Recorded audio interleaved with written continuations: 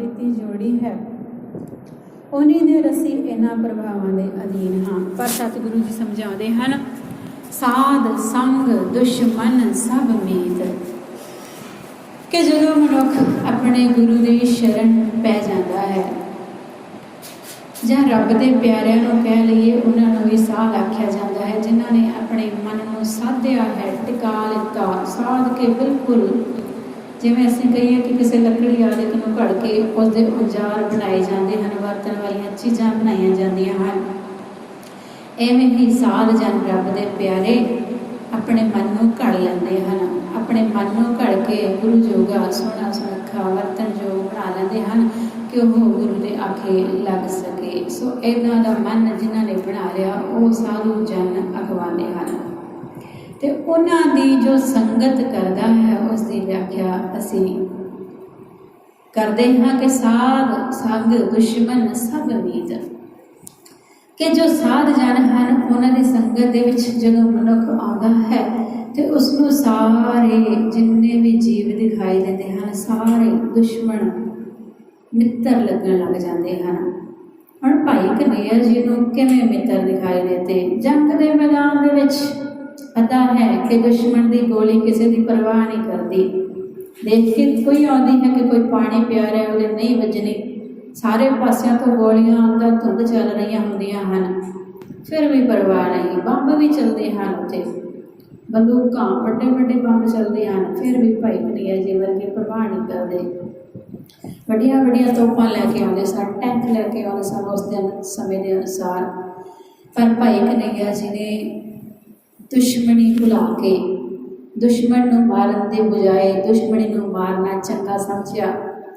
ਅਤੇ ਅਜਿਹੀਆਂ ਅਸੀਂ ਬਹੁਤ ਸਾਰੀਆਂ ਸਾਖੀਆਂ ਸਰਵਣ ਕਰਦੇ ਹਾਂ ਕਿ ਭਾਈ ਕਨ੍ਹਈਆ ਜੀ ਨੇ ਪਾਣੀ ਪਿਆਇਆ, ਅਤੇ ਜਦੋਂ ਦੁਸ਼ਮਣ ਗੁਰੂ ਦੀ ਸੰਗਤ ਦੇ ਵਿੱਚ ਆਏ, ਗੁਰੂ ਦੇ ਪਿਆਰਿਆਂ ਦੀ ਸੰਗਤ ਦੇ ਵਿੱਚ ਆਏ, ਮੱਲਮ ਪੱਟੀ ਇਤਿਆਦਿ ਕਰਵਾਈ, ਅਤੇ ਫਿਰ ਉੱਥੋਂ ਦੇ ਹੀ ਹੋ ਕੇ ਰਹਿ ਗਏ। ਆਖਿਆ ਕਿ ਹੁਣ ਮੈਂ ਨਹੀਂ ਜਾਣਾ, ਆਪਣੀ ਫੌਜ ਦੇ ਵਿੱਚ ਨਹੀਂ ਰਹਿਣ ਜਾਣਾ, ਮੈਨੂੰ ਤੁਸੀਂ ਆਪਣੀ ਫੌਜ ਦੇ ਵਿੱਚ ਸ਼ਾਮਿਲ ਕਰ ਲਓ। ਗੁਰਸਿੱਖੀ ਧਾਰਨ ਕੀਤੀ ਹੈ। ਅਜਿਹੀਆਂ ਸਾਖੀਆਂ ਵੀ ਅਸੀਂ ਸਰਵਣ ਕਰਦੇ ਹਾਂ। ਦੁਸ਼ਮਣਾਂ ਨੂੰ ਮਿੱਤਰ ਬਣਾਉਣ ਵਾਲਾ ਸੁਭਾਅ ਬਣ ਜਾਂਦਾ ਹੈ ਮਨੁੱਖ ਦਾ, ਜੋ ਆਪਣੇ ਗੁਰੂ ਦੀ ਸ਼ਰਨ ਆ ਜਾਂਦਾ ਹੈ। ਭਾਈ ਕਨ੍ਹਈਆ ਜੀ ਵੀ ਪਹਿਲਾਂ ਗੁਰੂ ਤੇਗ ਬਹਾਦਰ ਸਾਹਿਬ ਜੀ ਦੀ ਸ਼ਰਨ ਆਏ ਸਨ।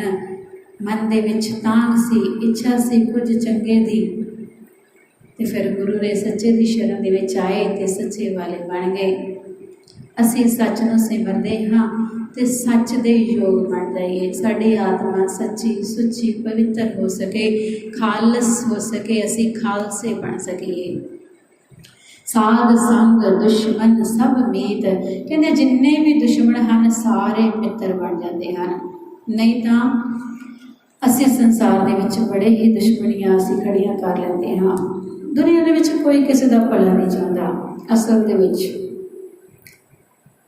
ਅਸੀਂ ਪਿਛਲੇ ਸਮੇਂ ਦੇ ਵਿੱਚ ਵੀ ਗੱਲ ਕੀਤੀ ਸੀ ਕਿ ਕਹਿੰਦੇ ਹਨ ਕਿ ਜੇ ਕਿਸੇ ਦੇ ਨਾਲ ਅਸੀਂ ਆਪਣੇ ਦੁੱਖ ਦੀ ਗੱਲ ਕਰੀਏ ਅਤੇ ਅਗਲਾ ਦੁੱਖ ਸੁਣ ਕੇ ਮਜ਼ਾ ਲੈਂਦਾ ਹੈ, ਦੂਸਰਿਆਂ ਦੇ ਵਿੱਚ ਭੰਡਦਾ ਹੈ, ਪ੍ਰਚਾਰ ਕਰਦਾ ਹੈ, ਕੋਈ ਖੁਸ਼ ਨਹੀਂ ਹੁੰਦਾ ਜਾਂ ਤੁਹਾਡੇ ਦੁੱਖ ਦੀ ਢਾਰਸ ਨਹੀਂ ਦਿੰਦਾ ਤੁਹਾਨੂੰ, ਇੱਕ ਵਾਰੀ ਕਹਿ ਦਿੰਦਾ ਹੈ, ਪਖੰਡ ਕਰ ਦਿੰਦਾ ਹੈ, ਸਿਰਫ ਦਿਖਾਵੇ ਦੇ ਤੌਰ 'ਤੇ, ਬਾਅਦ 'ਚ ਮਜ਼ੇ ਲੈਂਦਾ ਹੈ।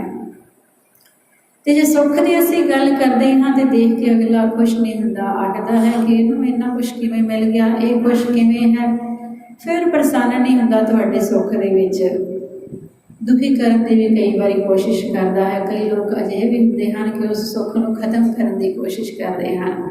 ਪਰ ਜੇ ਅਸੀਂ ਅਸਲੀ ਸੁੱਖ ਲੈ ਲਈਏ ਅਤੇ ਉਹ ਅਸਲੀ ਸੁੱਖ ਅਜਿਹਾ ਹੈ, ਜੇ ਸਾਨੂੰ ਗੁਰੂ ਸਾਹਿਬ ਜੀ ਵਾਰ-ਵਾਰ ਕਹਿੰਦੇ ਹਨ, ਸੰਤੋ ਮਨ ਭਵਨੈ ਸੁਖ ਬਣਿਆ, ਸੰਗਤ ਨੂੰ ਸੰਬੋਧਨ ਕਰਕੇ ਆਖਦੇ ਹਨ, ਕਰੇ ਸਾਧੋ ਆਖਦੇ ਹਨ, ਸਾਧੋ ਇਹ ਮਨ ਗਹਿਆ ਨਾ ਜਾਈ। ਸਾਨੂੰ ਸੰਗਤ ਰੂਪ ਦੇ ਵਿੱਚ ਜਦੋਂ ਅਸੀਂ ਬੈਠਦੇ ਹਾਂ ਅਤੇ ਸੰਤੋ ਸਾਧੋ ਕਹਿ ਕੇ ਸੰਬੋਧਨ ਕਰਦੇ ਹਨ ਕਿ ਤੁਸੀਂ ਸਾਧ ਜਨ ਹੋ, ਤੁਸੀਂ ਸੰਤ ਜਨ ਹੋ। ਪਰ ਫਿਰ ਨਾਲ ਦੀ ਨਾਲ ਸੁਚੇਤ ਵੀ ਕਰਦੇ ਹਨ, ਸੁਚੇਤ ਕਰਦੇ ਹਨ ਕਿ ਜੇ ਗੁਰੂ ਸਾਹਿਬ ਜੀ ਨੇ ਇਹ ਪਿਆਰ ਦਿੱਤਾ ਹੈ, ਸਾਨੂੰ ਇਹ ਸਤਿਕਾਰ ਮਾਣ ਬਖਸ਼ ਦਿੱਤਾ, ਅਤੇ ਫਿਰ ਅਸੀਂ ਮਾਣ ਇਹ ਹੰਕਾਰ ਨਹੀਂ ਬਣਾ ਲੈਣਾ ਕਿ ਗੁਰੂ ਸਾਹਿਬ ਸਾਨੂੰ ਸੰਤ ਕਹਿ ਦਿੱਤਾ। ਗੁਰੂ ਸਾਹਿਬ ਨੇ ਆਪਣਾ ਮਿੱਤਰ ਵੀ ਕਹਿ ਦਿੰਦੇ ਹਨ, ਕਈ ਵਾਰੀ ਭਾਈ ਵੀ ਕਹਿ ਦਿੰਦੇ ਹਨ, ਭੈਣੇ ਵੀ ਕਹਿ ਦਿੰਦੇ ਹਨ, ਕਈ ਵਾਰੀ ਭੈਣੇ ਵੀ ਆਖਿਆ ਹੈ। ਬਾਗੇ ਕਾਪੜ ਬੋਲੇ ਬੈਣ, लम्मा नक काले तेरे नैन, कबहू साहिब देखिया भैन। भी आपस ਦੇ ਵਿੱਚ सत्संगी सहेलियां इकट्ठियां होईयां, भैन भरा इकट्ठे होए, ਅਸੀਂ गुरु गोबिंद सिंह जी ਧੀਆਂ ਪੁੱਤਰ ਬਣਦੇ ਹਾਂ, ਅਸੀਂ ਭੈਣ ਭਰਾ ਬਣ ਜਾਂਦੇ ਹਾਂ। ਤੇ ਇੱਕ ਵੀਰ ਭੈਣ ਨੂੰ ਪੁੱਛਦਾ ਹੈ, ਜੀਵਾਤਮਾ ਨੂੰ ਪੁੱਛ ਰਹੀ ਹੈ ਕਿ हे चिट्टे कपड़ियां वाली सोहनी मेरी भैन, तेरिया कालियां अखां हैं, बड़िया सोहनिया सोहनिया रब ने तेनों अखां दित्तियां, तेनों तिखा तिखा नक दिता, ते बड़े सोहने बचन बोलदी है, जुबान दे नाल तेनों ये रसना दित्ती है मिठी मिठी, कदे तू साहिब देखिया है? ते वो भैन की कहंदी, नदर करे तां बंदा धीर। कहंदे परमात्मा जी आप ही मेहर दी नज़र कर देण कि मैं इन्हां खंभां नूं संकोच लवां, जे ज्ञान इंद्रे हन इन्हां नूं इकट्ठा करके धीरज दे विच ले आवां, टिका दे विच ले आवां। ओ मेहर कर देवे, नज़र करे तां बंदा धीर, ज्यों देखाले त्यों देखा वीर। फिर वो सत्संगी जो सहेली है, जो भैन है, अपने वीर नूं कहंदी कि जिवें वो मैनूं दिखावे तो मेरे वीर मैं उवें उहनूं देखा, जिवें भाई कन्हैया जी ने दुश्मनां दे विच देखिया। तो फिर जो साधु आख्या तो हुणे आपस दे विच भैणां जदों भैण भरा गल करते हैं, तो जदों संगी सहेलियां या आपस दे विच सत्संगी सहेलियां गल करदियां हैं, तो हुण जदों ये समझ आई तो साधु भी कहा जाता है। तो फिर हंकार तो बचण की जिथे असीं गल कर रहे सां, उत्थे गुरु साहब जी ने सुचेत किया है कि असीं फिर की कहना है निमरता दे विच आके। असीं ये नहीं कहना, पार्टी नहीं मारनी, हंकार च नहीं आना कि असीं साध बन गए, नहीं। असीं की कहना है, दाता जियो हे करतार जियो, वाहिगुरू जियो संदिक तोहे साध नहीं कहियो, शरण परे तुमरी पगरी। संदिक संदिक भाव चोर, दाता जियो असीं तुहाडे चोर हाँ। असीं जिथे गए ना साबत सूरत रब दी भन्ने बेईमान, कि रब दे दित्ती हुई साबत सूरत नूं असीं जदों भंन लैंदे हां ते असीं बेईमान हो जाते हाँ। रब ने सानूं साबत सूरत दित्ती सी, पर असीं अपने अनुसार घड़ना चाहुंदे हाँ, करना चाहुंदे हाँ कि रब जी ने कसर छड्डी, असीं कन्नां नूं बनाईए, असीं नक्कां दे विच नत्थां पाईए। ਉਹ ਕੰਨ ਦੇ ਵਿੱਚ ਵਾਲੀਆਂ ਤੇ ਨੱਥਾਂ ਦਾ ਸਾਨੂੰ ਪਤਾ ਹੈ ਕਿਉਂ ਪਾਉਂਦੇ ਹਨ? ਕਦੇ ਪਤਾ ਹੈ, ਕਦੇ ਜੇ ਪਤਾ ਵੀ ਹੈ ਤੇ ਅਸੀਂ ਕਦੇ ਧਿਆਨ ਕਿਉਂ ਨਹੀਂ ਮਾਰਦੇ, ਸੁਚੇਤ ਕਿਉਂ ਨਹੀਂ ਹੁੰਦੇ, ਜਾਗਦੇ ਕਿਉਂ ਨਹੀਂ, ਗੁਰੂ ਦੇ ਆਖੇ ਕਿਉਂ ਨਹੀਂ ਲੱਗਦੇ? ਅਸੀਂ ਫਿਰ ਕੀ ਹਾਂ? ਸੰਦਿਕ। ਅਸੀਂ ਸਾਧ ਨਹੀਂ, ਸੰਦਿਕ ਤੋਹੇ ਸਾਧ ਨਹੀਂ ਕਹੀਓ, ਕਿ ਅਸੀਂ ਤੁਹਾਡੇ ਚੋਰ ਹਾਂ। ਇਹ ਵਾਲੀਆਂ ਕਿਉਂ ਪਾਈਆਂ ਜਾਂਦੀਆਂ ਸਨ? ਅਸੀਂ ਅੱਜ ਹੁਣੇ ਹੀ ਥੋੜ੍ਹੀ ਜਿਹੀ ਨਿਗਾਹ ਹੁਣੇ ਹੀ ਮਾਰ ਲਈਏ ਕਿ ਅਸੀਂ ਅੱਜ ਵੀ ਦੇਖਦੇ ਹਾਂ ਹਾਲੇ ਵੀ ਕੁਝ ਨਾ ਕੁਝ ਹੈ। ਅਸੀਂ ਬਲਦਾਂ ਦੇ ਨੱਕ ਦੇ ਵਿੱਚ ਨੱਥ ਪਾਈ ਦੇਖਦੇ ਹਾਂ, ਅਸੀਂ ਖੱਚਰਾਂ ਆ ਦੇਖਦੇ ਉੱਥੇ ਦੇਖਦੇ ਹਾਂ ਪਾਈ ਹੋਈ ਨੱਥ ਜਦੋਂ ਬਲਦਾਂ ਦੇ ਪਾਈ ਹੈ, ਤੇ ਜਿੱਧਰ ਵੀ ਉਹਦਾ ਮਾਲਕ ਉਹਦੀ ਡੋਰ ਖਿੱਚਦਾ ਹੈ, ਉਹਦੇ ਨੱਥ ਪਾਈ ਹੋਈ ਖਿੱਚਦਾ ਹੈ, ਤੇ ਉਧਰ ਨੂੰ ਹੀ ਉਹ ਬੈਲ ਨੂੰ ਜਾਣਾ ਪੈਂਦਾ ਹੈ। ਉਹ ਭਾਰ ਸਹਿ ਰਿਹਾ ਹੈ ਆਪਣੇ ਮਾਲਕ ਦਾ, ਆਪਣੇ ਮਾਲਕ ਦੇ ਅਨੁਸਾਰ ਚੱਲਦਾ ਹੈ। ਤੇ ਇਹ ਕੰਨਾਂ ਦੇ ਵਿੱਚ ਵਾਲੀਆਂ ਵੀ ਬੀਬੀਆਂ ਦੇ ਇਹ ਨੱਥਾਂ ਪਾਈਆਂ ਜਾਂਦੀਆਂ ਸਨ ਕਿ ਉਦੋਂ ਗੁਲਾਮ ਸਮਝਿਆ ਜਾਂਦਾ ਸੀ ਔਰਤ ਜ਼ਾਤ ਨੂੰ, ਕਿ ਆਪਣੀ ਗੁਲਾਮੀ ਕਰਾਉਣ ਦੇ ਲਈ ਇਹ ਨਿਸ਼ਾਨੀ ਸੀ ਗੁਲਾਮੀ ਦੀ, ਕਿ ਬੈਲਾਂ ਨੂੰ ਵੀ ਗੁਲਾਮ ਬਣਾਇਆ ਜਾਂਦਾ ਹੈ, ਜਾਨਵਰਾਂ ਨੂੰ ਵੀ, ਤੇ ਐਵੇਂ ਔਰਤ ਨੂੰ ਵੀ ਗੁਲਾਮ ਸਮਝਿਆ ਜਾਂਦਾ ਸੀ। ਇੱਥੋਂ ਤੱਕ ਕਿ ਗੁਲਾਮ ਜੋ ਸ਼ੂਦਰ ਜਾਤੀ ਦੇ ਲੋਕ ਸਨ ਉਹਨਾਂ ਨੂੰ ਵੀ ਇੱਦਾਂ ਗੁਲਾਮ ਬਣਾਇਆ ਜਾਂਦਾ ਸੀ, ਨੱਥਾਂ ਪਾਈਆਂ ਜਾਂਦੀਆਂ ਸਨ। ਉਹਨਾਂ ਨੂੰ ਕਿਹਾ ਜਾਂਦਾ ਸੀ ਕਿ ਮਾਲਕ ਜੋ ਕਹੇਗਾ ਉਸੇ ਅਨੁਸਾਰ ਉਹਨੇ ਕੰਮ ਕਰਨਾ ਹੈ ਮਨੁੱਖ ਨੇ। ਸੋ ਅਸੀਂ ਸੁਚੇਤ ਹੋਈਏ ਕਿ ਗੁਰੂ ਸਾਹਿਬ ਜੀ ਨੇ ਸਾਨੂੰ ਸਾਬਤ ਸੂਰਤ ਦਿੱਤੀ ਹੈ, ਅਸੀਂ ਉਹਦੇ ਅੱਗੇ ਇਹ ਸਵੀਕਾਰ ਕਰ ਲਈਏ ਕਿ ਅਸੀਂ ਤੇਰੇ ਚੋਰ ਹਾਂ। ਸੰਦਿਕ ਤੋਹੇ ਸਾਧ ਨਹੀਂ ਕਹੀਓ, ਪਰ ਫਿਰ ਅਸੀਂ ਕਹਿ ਦਈਏ ਕਿ ਸ਼ਰਨ ਪਰੇ, ਅਸੀਂ ਤੇਰੀ ਸ਼ਰਨ ਦੇ ਵਿੱਚ ਪੈ ਗਏ ਹਾਂ। ਤੁਮਰੀ ਪਗਰੀ, ਅਸੀਂ ਤੇਰੇ ਰਸਤੇ ਦੇ ਉੱਤੇ ਪੈ ਗਏ ਹਾਂ ਕਿ ਖਾਲਸਾ ਪੰਥ ਦੇ ਵਿੱਚ ਸ਼ਾਮਿਲ ਹੋ ਗਏ ਹਾਂ। ਆਪਣੇ ਪੰਥ ਦੇ ਵਿੱਚ ਸਾਨੂੰ ਸ਼ਾਮਿਲ ਕਰਕੇ ਤੁਰਾ ਆਪੇ ਲਓ, ਸਾਨੂੰ ਤੁਰਨਾ ਨਹੀਂ ਆਉਂਦਾ। ਅਸੀਂ ਡਿੱਗਦੇ ਹਾਂ, ਉੱਡਦੇ ਹਾਂ, ਫਿਰ ਡਿੱਗਦੇ ਹਾਂ। ਆਪਣੇ ਨਾਮ ਦਾ ਰੇੜਾ ਦਈ ਰੱਖੋ, ਅਸੀਂ ਚੱਲਦੇ ਰਹੀਏ ਉਹਨੂੰ ਪਕੜ ਕੇ, ਸਾਨੂੰ ਚੱਲਣਾ ਆ ਜਾਵੇ। ਅਸੀਂ ਬੱਚੇ ਹਾਂ, ਅਣਜਾਣ ਹਾਂ। ਅਣਜਾਣ ਬੱਚੇ ਜਦੋਂ ਕੋਈ ਕੰਮ ਕਰਦੇ ਹਨ ਆਪਣੇ ਮਾਤਾ ਪਿਤਾ ਦੇ ਆਖੇ ਲੱਗ ਕੇ ਤੇ ਬੱਚਾ ਸਫਲ ਹੁੰਦਾ ਹੈ, ਤੇ ਮਾਤਾ ਪਿਤਾ ਨੂੰ ਬੜੀ ਖੁਸ਼ੀ ਹੁੰਦੀ ਹੈ ਕਿ ਬੱਚਾ ਆਖੇ ਲੱਗ ਗਿਆ, ਬੱਚੇ ਨੇ ਕਾਮਯਾਬੀ ਹਾਸਲ ਕਰ ਲਈ, ਬੱਚੇ ਨੇ ਉਹ ਕੰਮ ਕਰ ਦਿੱਤਾ ਜਿਹੜਾ ਮਾਤਾ ਪਿਤਾ ਨੇ ਆਖਿਆ ਸੀ। ਜਦੋਂ ਬੱਚੇ ਥੋੜ੍ਹੇ ਜਿਹੇ ਵੱਡੇ ਹੋ ਜਾਂਦੇ ਹਨ, ਬੱਚੇ ਆਪਣੀ ਅਕਲ ਲਗਾਉਂਦੇ ਹਨ ਕਿ ਮਾਤਾ ਪਿਤਾ ਨੂੰ ਕੁਝ ਨਹੀਂ ਪਤਾ। ਕਈ ਵਾਰੀ ਬੱਚੇ ਠੀਕ ਕੰਮ ਹੀ ਕਰਦੇ ਹਨ, ਮਾਤਾ ਪਿਤਾ ਖੁਸ਼ ਹੁੰਦੇ ਹਨ ਕਿ ਚਲੋ ਕੋਈ ਗੱਲ ਨਹੀਂ, ਚੰਗਾ ਕਰ ਰਹੇ ਹਨ। ਪਰ ਕਈ ਵਾਰੀ ਬੱਚੇ ਆਪਣੀ ਅਕਲ ਦੇ ਨਾਲ ਸੋਚਦੇ ਹਨ ਕਿ ਅਸੀਂ ਜ਼ਿਆਦਾ ਵਧੀਆ ਹਾਂ, ਮਾਤਾ ਪਿਤਾ ਕਮਲੇ ਹਨ, ਅਤੇ ਉਦੋਂ ਮਾਤਾ ਪਿਤਾ ਦੀ ਖੁਸ਼ੀ ਸਾਨੂੰ ਕਈ ਵਾਰੀ ਬੱਚਿਆਂ ਨੂੰ ਉਹਨਾਂ ਨੂੰ ਨਹੀਂ ਵੀ ਮਿਲ ਪਾਉਂਦੀ। ਅਤੇ ਕਈ ਵਾਰੀ ਮਾਤਾ ਪਿਤਾ ਵੀ, ਸੰਸਾਰੀ ਮਾਤਾ ਪਿਤਾ ਕਈ ਵਾਰੀ ਸਹੀ ਵੀ ਨਹੀਂ ਹੁੰਦੇ। ਅਸੀਂ ਦੋਨਾਂ ਪੱਖਾਂ ਤੋਂ ਲੈਣਾ ਹੈ। ਭਾਵੇਂ ਕਿ ਮਾਤਾ ਪਿਤਾ ਦਾ ਸਥਾਨ ਰੱਬ ਦੇ ਬਰਾਬਰ ਹੈ, ਪਰ ਹਰਨਾਕਸ਼ ਵੀ ਤਾਂ ਇੱਕ ਪਿਤਾ ਸੀ। ਅਸੀਂ ਉਸ ਵਰਗੇ ਪਿਤਾ ਨਹੀਂ ਬਣਨਾ, ਅਸੀਂ ਸਹੀ ਮਾਤਾ ਪਿਤਾ ਬਣਨਾ ਹੈ। ਅਤੇ ਅਸੀਂ ਜੋ ਬੱਚੇ ਦੀ ਗੱਲ ਕਰ ਰਹੇ ਸਾਂ ਕਿ ਜਦੋਂ ਬੱਚਾ ਛੋਟਾ ਹੈ ਅਤੇ ਉਦੋਂ ਮਾਤਾ ਪਿਤਾ ਦੇ ਆਖੇ ਲੱਗ ਕੇ ਆਪਣੀ ਅਕਲ ਨਹੀਂ ਵਰਤਦਾ ਅਤੇ ਮਾਤਾ ਪਿਤਾ ਦੀ ਪੂਰੀ ਖੁਸ਼ੀ ਲੈਂਦਾ ਹੈ। ਅਸੀਂ ਵੀ ਆਪਣੀ ਅਕਲ ਨਹੀਂ ਵਰਤਣੀ ਅਤੇ ਗੁਰੂ ਸਾਹਿਬ ਦੀ ਪੂਰੀ ਖੁਸ਼ੀ ਲੈਣੀ ਹੈ।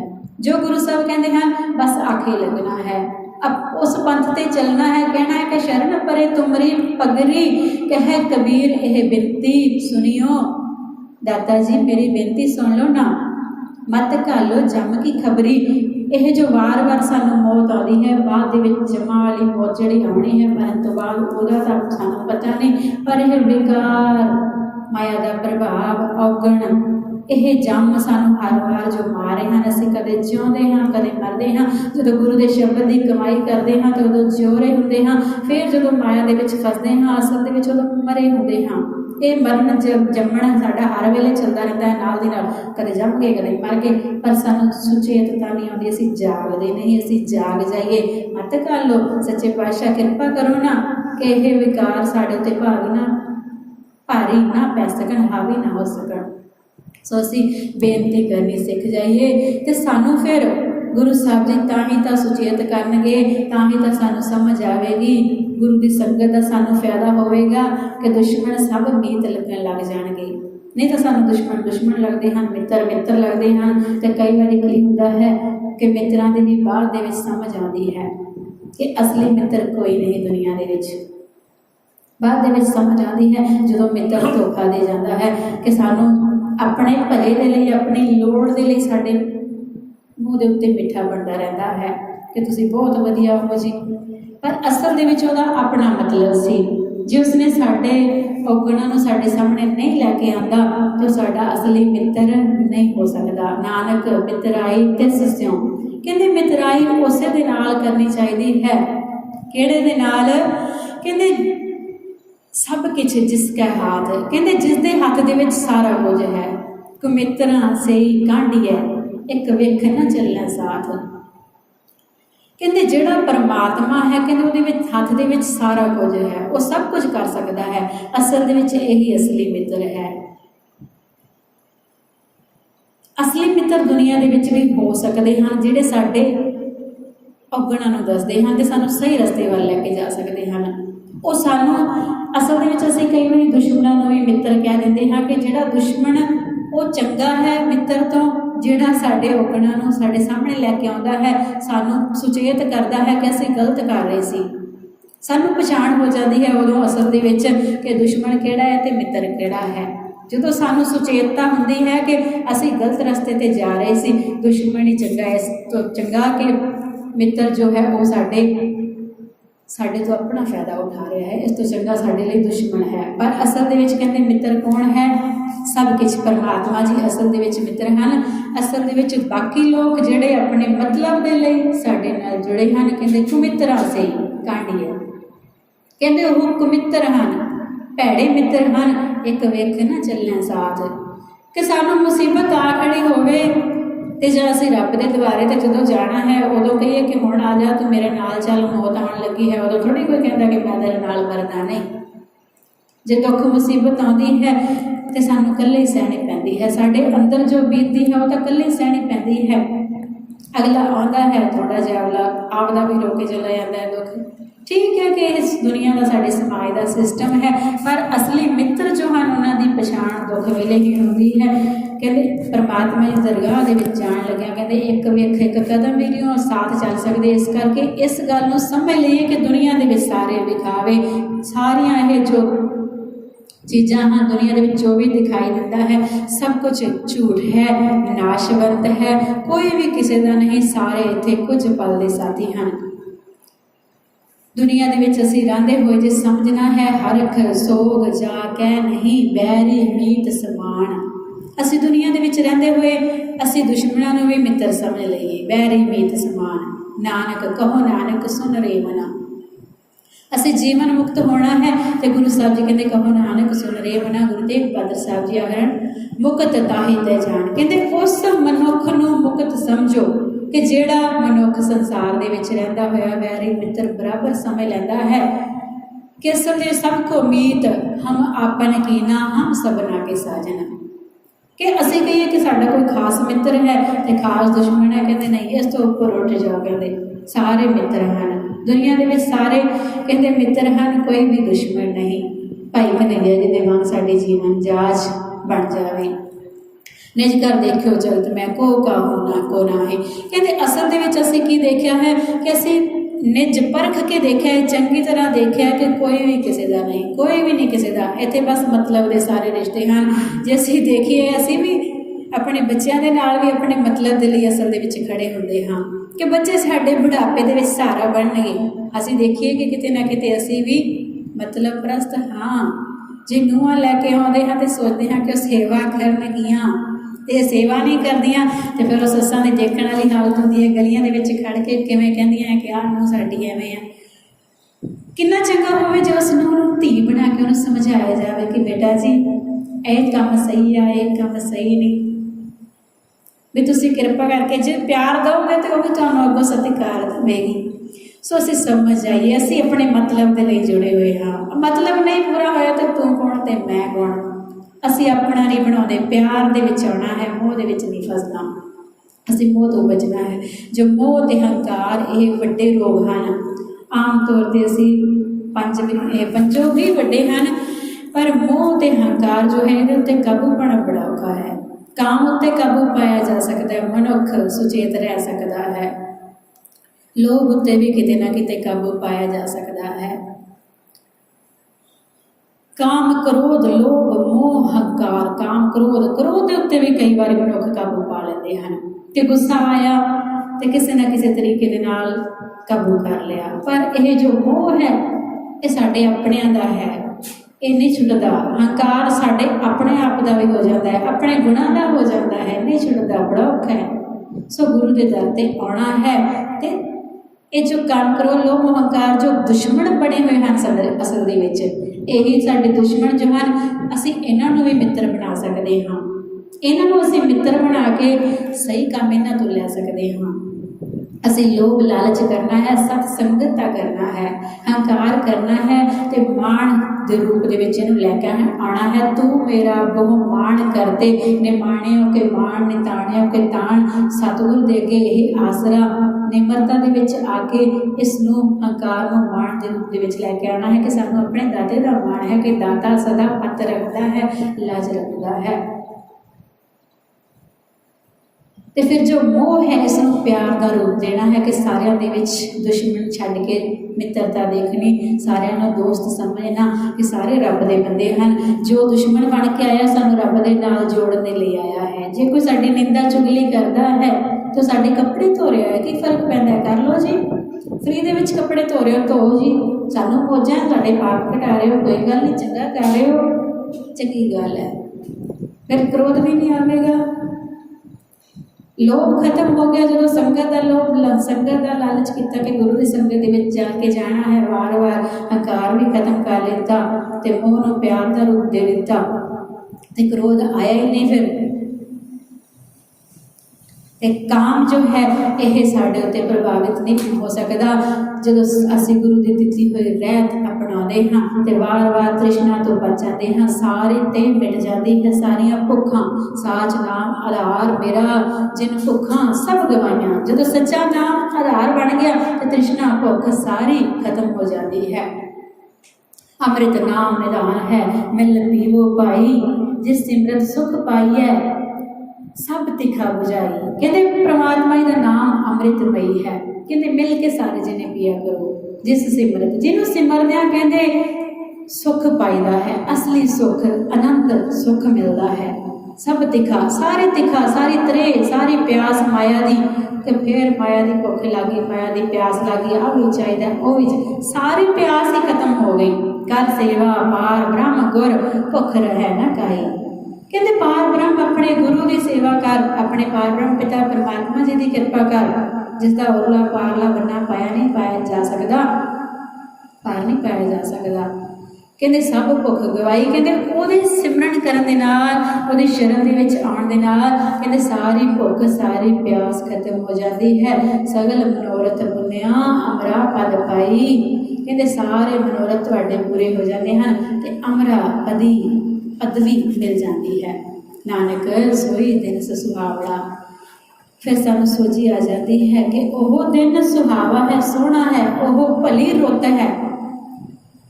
नानक रुत सुहावी साई, कहते वह रुत सुहावी है, सोहनी है, जित पार ब्रह्म जिहड़े रुत दे विच परमात्मा जी चित आउंदे हन।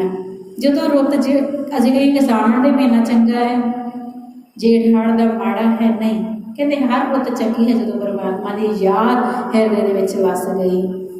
नानक सोई दिन सुहावड़ा, जित परम आवे चित, जित दिन विसरे पार ब्रह्म फिट भले री रुत। कहते वो भली रुत होवे, सावण का महीना होवे ते चाहे वो माघ का कहते ठंडा, तो कई रजाई च बह के सिमर लांगे, जो रजाई च बह के नींद ही आ गई, फिर फिट भलेरी रुत कहते वो फिटे मूँह हो गई, रुत फिट हो गई, साढ़े वास्ते फिट लानत हो गई उस रुत की कि परमात्मा चेते ही नहीं आया। कहते नहीं, जे गर्मी के भी याद है तो गर्मी भी कहते गर्मी नहीं लगती।